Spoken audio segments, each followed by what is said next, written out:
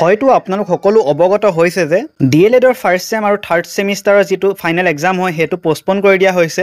অসমৰ বৰাক উপত্যকাৰ লগতে কেইবাখনো জিলা বানাক্ৰান্ত হোৱাৰ পৰিপ্ৰেক্ষিতত অহা ইংৰাজী 6 জুনৰ পৰা অনুষ্ঠিত হ'বলগীয়া ডিএলএড পাঠ্যক্ৰমৰ প্ৰথম আৰু তৃতীয় ষান্মাসিকৰ পৰীক্ষা সাময়িকভাৱে স্থগিত ৰখা হৈছে গতিকে পৰীক্ষাটো কেতিয়াৰ পৰা হ'ব হেতুটো এতিয়া গম পোৱা নাযাব কিন্তু আপোনালোকে পঢ়ি থাকক আৰু ময়ো নিয়মীয়াকৈ ভিডিঅ'বোৰ দি যাম গতিকে আহকচোন ভিডিঅ'টো আৰম্ভ কৰোঁ এই ভিডিঅ'টো ডিসকাস কৰিম ডিএলএড ফাৰ্ষ্ট সেমৰ পেপাৰ S12 অৰ্থাৎ আৰ্লি চাইল্ডহুড কেয়াৰ এণ্ড এডুকেশ্যনৰ 2022 চনৰ ফাইনেল পেপাৰখন জানে যে ইয়াত টোটাল মাৰ্কস আহে 35 আৰু সময় দিয়া হয় 2 ঘণ্টা এক নম্বৰ কোৱেশ্চন আহিছে উত্তৰ লিখা ইয়াত টোটাল 5টা কোৱেশ্চন কৰিবলৈ আহিছে 1 মাৰ্ক কে আছে কোৱেশ্চন নম্বৰ 8 আহিছে এখন সৰ্বাত্মক ECCE পাঠ্যক্ৰমৰ সাধাৰণ লক্ষ্য কি এটো হ'ব প্ৰাথমিক বিদ্যালয় আৰু তাৰ পাছৰ সফল পৰিৱৰ্তনৰ বাবে শিশুক সাজু কৰা বা প্ৰস্তুত কৰা শিশুৰ স্বাভাৱিক কৌতুহল সৃষ্টিশীলতা আৰু শিকিবলৈ থকা ইচ্ছাক সমৰ্থন কৰা আৰু তেওঁলোকক সুখী সুস্থ আৰু সফল জীৱনৰ বাবে প্ৰস্তুত কৰা এটা লিখিবলৈ দিছে মই দুটা লিখি দিছো বি নম্বৰত আহিছিলে উৰ্ধিত সাক্ষৰতা কি হোৱাট ইজ ইমাৰ্জেন্ট লিটাৰেসি উৰ্ধিত বা উদীয়মান সাক্ষৰতা হৈছে সেই পৰ্যায় য'ত শিশুৱে লিখা আৰু পঢ়াৰ দিশত নেতৃত্ব দিয়া গুৰুত্বপূৰ্ণ দক্ষতাসমূহ শিকে ই হৈছে শিশুৱে আনুষ্ঠানিক স্কুলীয়া শিক্ষা আৰম্ভ কৰাৰ আগতে কম বয়সতে দক্ষতা বিকাশ প্ৰক্ৰিয়া উৰ্ধিত সাক্ষৰতাই শুনা কোৱা পঢ়া আৰু লিখা সামৰি লয় সি নম্বৰত আহিছিলে মান নিৰূপণৰ এটা নীতি উল্লেখ কৰা মান নিৰূপণে ছাত্ৰ-ছাত্ৰীসকলৰ গুণবাচক আৰু সংখ্যাবাচক উভয় বিকাশৰ বিষয়ে ব্যাখ্যা কৰে মান নিৰূপণ কেৱল প্ৰাপ্ত জ্ঞানৰ স্তৰৰ বিষয়ে জনাই নহয় ই শিক্ষাৰ্থীৰ উন্নতিৰ লগতো সম্পৰ্কিত মান নিৰূপণ হল এটা শ্ৰেণীবদ্ধ অবিচ্ছিন্ন আৰু গতিশীল প্ৰক্ৰিয়া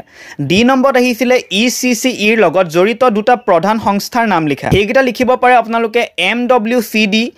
ICDS তাতে অঙ্গনবাড়ী কিণ্ডাৰগাৰ্টেন হুমাই আছে ই নম্বৰত আহিছিলে বিদ্যালয়ৰ বাবে সাজুকৰণ কি শিশুক প্ৰাথমিক শিক্ষাৰ পৰা আনুষ্ঠানিক বিদ্যালয়লৈ সাজুকৰণ প্ৰক্ৰিয়া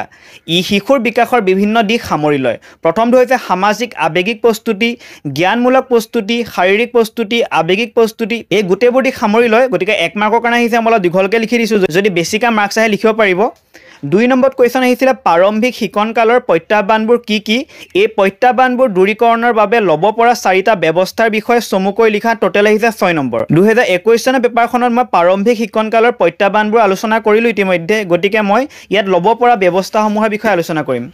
প্ৰথমটো হৈছে শিক্ষাৰ্থীৰ অনুপাতে শিক্ষকৰ উপস্থিতি প্ৰায় দেখিবলৈ পোৱা যায় যে শিক্ষকৰ অনুপাতে শিক্ষাৰ্থীৰ সংখ্যা বহুত বেছি তেনে হোৱা ফলত শিক্ষকে শ্ৰেণী কোঠাত প্ৰতিটো শিশুকে গাইগুটীয়া মনোযোগ দিব নোৱাৰে গতিকে এই প্ৰত্যাহ্বানটো দূৰীকৰণৰ বাবে এজন শিক্ষকৰ বিপৰীতে 20 জনকৈ শিক্ষাৰ্থীৰ ব্যৱস্থা কৰিব লাগে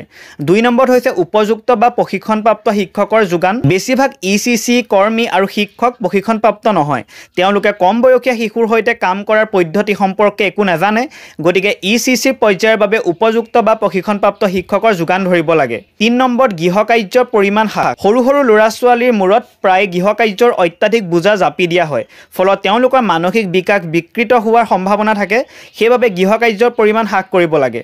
4 নম্বৰ হৈছে উপযুক্ত আহিলাপাতি আৰু খেলা সামগ্ৰীৰ যোগান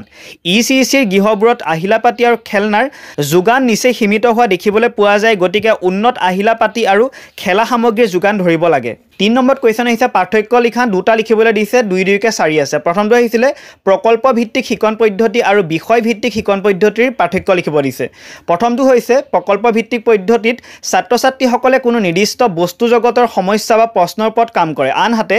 বিষয় ভিত্তিক শিক্ষণ পদ্ধতিত ছাত্ৰ-ছাত্ৰীসকলে এটা বহুল বিষয় বা বিষয়বস্তুৰ ওপৰত কাম কৰে প্ৰকল্প ভিত্তিক পদ্ধতি দীৰ্ঘম্যাদী পদ্ধতি আনহাতে বিষয় ভিত্তিক পদ্ধতি হৈছে হ্ৰস্বম্যাদী পদ্ধতি প্ৰকল্প ভিত্তিক পদ্ধতিৰ সময় ব্যৱস্থাপনা সহযোগিতা আৰু যোগাযোগৰ দৰে দক্ষতাৰ বিকাশ সাধন হয় আনহাতে ইয়াত শুনা নিৰ্দেশনা অনুসৰণ কৰা আৰু মৌলিক গৱেষণাৰ দৰে দক্ষতাৰ বিকাশ সাধন হয় প্ৰকল্প ভিত্তিক পদ্ধতি ছাত্ৰ-ছাত্ৰীসকলে স্বতন্ত্ৰভাৱে বা সৰু সৰু গোটত কাম কৰে আনহাতে বিষয় ভিত্তিক শিক্ষণ পদ্ধতিৰ ছাত্ৰ-ছাত্ৰীসকলে গোটেই শ্ৰেণী বা বৃহৎ গোটত কাম কৰে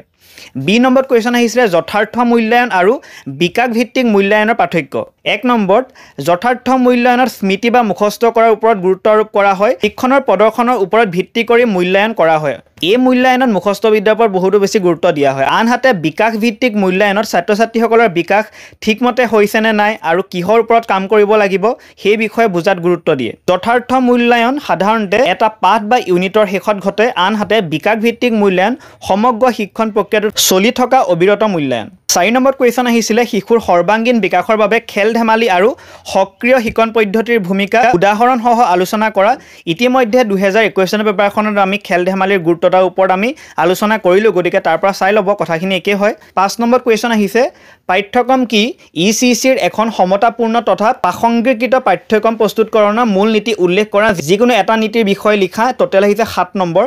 পাঠ্যক্ৰম হৈছে সকলোবোৰ কাৰ্যকলাপ আৰু অভিজ্ঞতা যিবোৰ শিশুৱে এক অবিৰত প্ৰক্ৰিয়া অনুসৰি শ্ৰেণীকোঠাৰ ভিতৰ বা বাহিৰত সকলো স্থানতে শিকি গৈ থাকে ইয়াত অকল মূল নীতিসমূহ উল্লেখ কৰিবলৈ কৈছে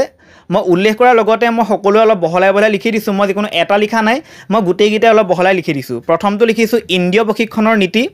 দ্বিতীয়টো লিখিছোঁ অভ্যাস গঠনৰ নীতি 3 নম্বৰটো লিখিছোঁ খেল ধেমালিৰ নীতি এইটো অলপ দীঘলকৈ লিখিছোঁ 4 নম্বৰ লিখিছোঁ ঘৰ আৰু বিদ্যালয়ৰ মাজৰ সহ সম্পৰ্কৰ নীতি আৰু 5 নম্বৰত অংগ সঞ্চালনৰ দক্ষতাৰ নীতি গতিকে এইকেইটা বহলাই আলোচনা কৰা হৈছে গতিকে পঢ়ি ভালকৈ চাই ল'ব 6 নম্বৰত আহিছিলে পাৰ্ক বিদ্যালয়ৰ শিশুৰ বাবে এখন অগ্ৰগতিৰ প্ৰতিবেদনৰ নমুনা প্ৰস্তুত কৰা 4 নম্বৰ আছে 2021 চনৰ পেপাৰত অলৰেডি ডিসকাস কৰা হৈছে গতিকে চাই ল'ব আৰু শেষৰ প্ৰশ্নটো হৈছে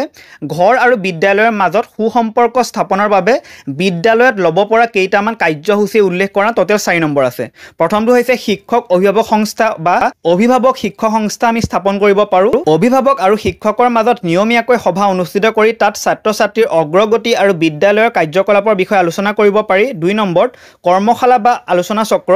বিদ্যালয়সমূহে শিশুৰ বিকাশ অভিভাৱকত্বৰ দক্ষতা আৰু শৈক্ষিক সহায়ৰ দৰে বিষয়ৰ ওপৰত কৰ্মশালা বা আলোচনা চক্ৰ আগবঢ়াব পাৰে